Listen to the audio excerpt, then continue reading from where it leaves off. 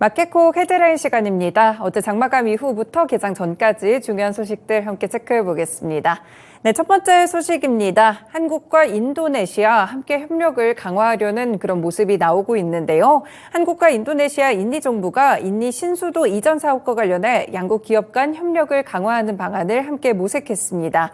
원스톱 수출 수주 지원단장인 방기선 차관은 자신을 대한민국의 수출 수주 지원을 위한 영업사원으로 소개하면서 양국의 기업 간 협력을 논의하는 온라인 설명회를 개최하다고 제안을 했는데요.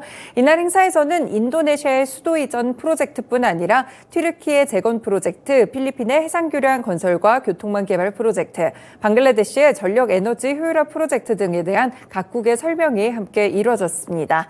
지금 발릭바판 공항과 신수도 행정 중심지를 연결하는데 최대 10억 달러 규모의 해저 터널을 건설하는데 대외 경제협력기금이 참여하고요. 경제혁신 파트너십 프로그램이 인도네시아의 정책적인 자문을 이어갈 수 있도록 인니 측에 관심을 함께 당부를 했는데요. 그리고 한 가지 더, 방 차관은 이날 ADB 연차총회를 계기로 해서 앤드루 리 호주 재무차관이 방한을 했는데요. 이 핵심 광물 공급망 협력과 기후변화 대응 그리고 인도태평양 지역의 인프라와 에너지 전환에 대해서 함께 논의를 했습니다. 그러면서 방 차관은 면담을 통해 한국, 호주의 산업 간 협의 채널인 핵심 광물 공급망 워킹그룹과 인도태평양 경제 프레임워크 등을 통해서 상호 협력을 하자면서 핵심 광물 관련 민간 사업이 원활히 진행되도록 호주 정부가 조금 더 관심을 가져달라고 당부를 했습니다. 이렇게 우리나라와 더불어서 신흥국들 위주로 해서 여러 가지 좀 협력들이 이루어지고 있다는 점 함께 전해드리겠습니다. 네, 두 번째 소식입니다. 지금 반도체 파운드리에서 1위를 차지하고 있는 대만의 TSMC가 미국산 반도체 가격을 최대 30%까지 인상할 수도 있다라는 보도가 나왔습니다. 가격 인상이 현실화된다면 아무래도 주요 고객사들이 가격 부담을 느끼게 될 수도 있고요. 결국에는 삼성전자로 고객사가 좀 이동할 수 있지 않을까 이런 기대감이 나오고 있는데요.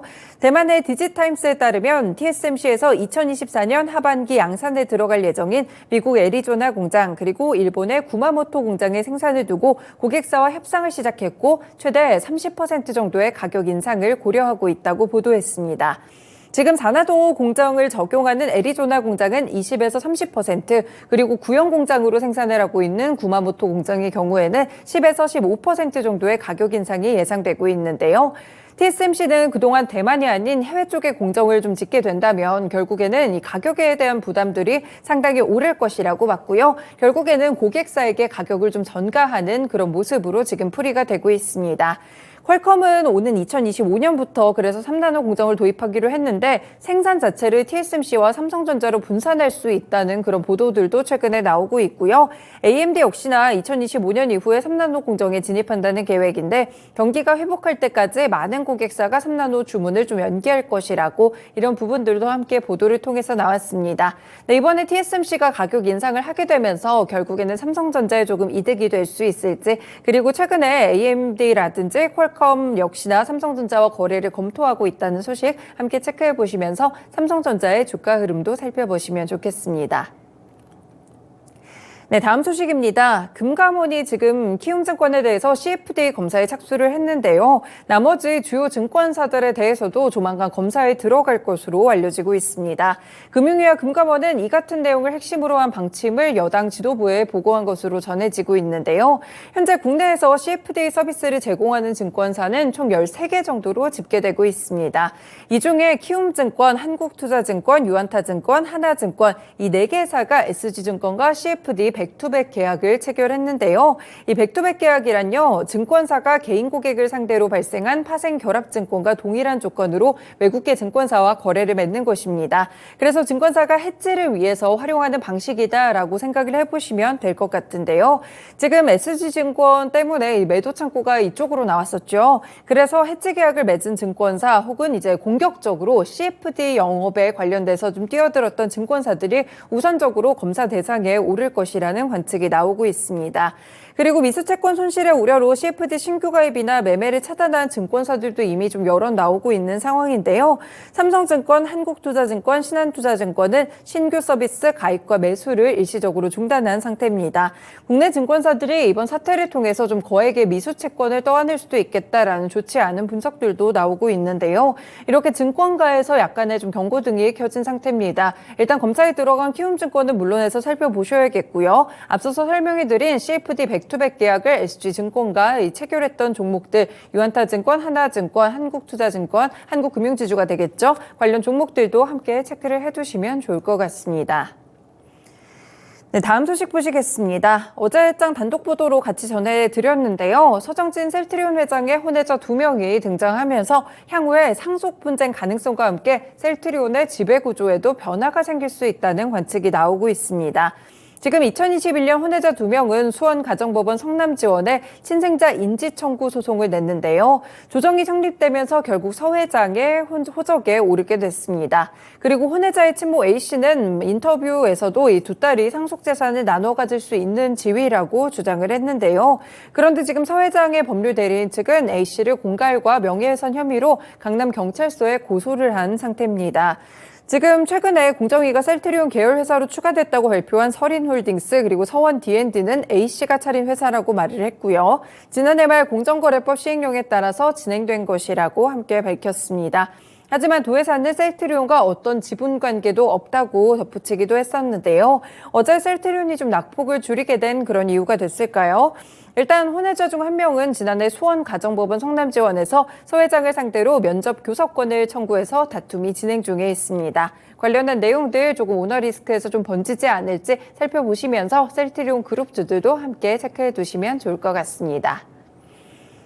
다음 소식 보시겠습니다. 단독 보도를 통해서 지금 나오고 있는 상황인데요. 카카오가 포털 다음의 사업 부문을 사내 독립기업으로 분리하는 것을 내부적으로 검토하고 있습니다. 지난 2014년 10월 카카오와 다음이 합병해서 통합법인이 출범한 지 9년 만인데요. 지금 업계에 따르면 카카오는 다음을 별도 CIC로 분리하기로 내부 방침을 정한 것으로 알려지고 있습니다. 그래서 조만간 공개 간담회를 통해서 CIC 운영 방침을 좀 밝힐 것이라고 하는데요. 이 CIC는 인사나 재무, 조직 운영에 필요한 경영 전반을 독립적으로 결정할 수 있는 의사결정권을 가지게 됩니다. 사업 특성에 맞는 독립 경영 기반과 신속한 의사결정이 가능해지는데요. 지금 업계에서는 다음이 조금 저조한 점유율을 가져가고 있고 다음이 CIC로 분리된 이후에도 만약에 사업 성과가 나오지 않는다면 회사가 분리 매각되지 않을까 이런 관측이 제기되고 있습니다. 하지만 카카오는 매각에 대해서는 선을 그은 모습이고요. 다음 사업 부문의 CIC 전환에 대해서 내부 검토 중인 단계라고 함께 밝혔습니다. 네, 오늘 카카오 주가 흐름 관련된 소식과 연관이 있는지 체크해 보실 필요가 있겠습니다.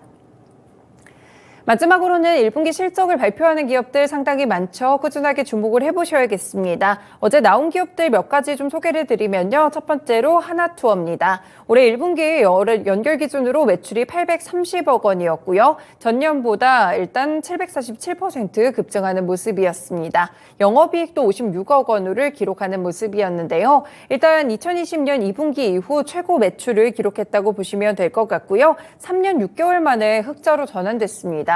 지금 해외여행도 활성화되고 있고 1분기 아무래도 성수기 효과 때문에 매출이 증가를 했는데요. 실제 1분기 전체 송출객은 54만 2천여 명으로 패키지 송출객이 26만여 명에 달했다고 합니다. 여행 수요가 이렇게 회복을 하고 있기 때문에 하나투어도 긍정적인 실적을 내놨고요. 이와 더불어서 대한항공도 실적이 좀 나왔는데요. 1분기 매출이 전년 동기 대비 14% 정도 올랐습니다. 그런데 영업이익은 같은 기간 절반 수준으로 상당폭 줄어들었는데요. 화물 사업 유지를 하고 여객 수요가 꾸준하게 증가하면서 매출은 증가를 했지만 결국에는 유류비 부담이라든지 운항 비용이 늘어나면서 영업이익은 큰 폭으로 감소하는 모습이었습니다. 한 가지 더 두산 에너빌리티도 실적이 나왔습니다. 수주 성과를 바탕으로 1분기 호실적이 나왔는데요. 지금 1분기 영업이익은 3,646억 원을 기록했고 전년 동기 대비 무려 90.7% 증가했습니다. 네, 관련 기업들 체크해 두시면 될 것 같고요. 하나투어, 두산 에너빌리티, 대한항공, 대덕전자 같은 기업들 장마감 이후에 실적 발표했으니까요. 실적과 주가 흐름 함께 보실 필요가 있겠습니다. 네, 이렇게 6가지 소식들 함께 전해드렸습니다. 마켓콕 헤드라인이었습니다.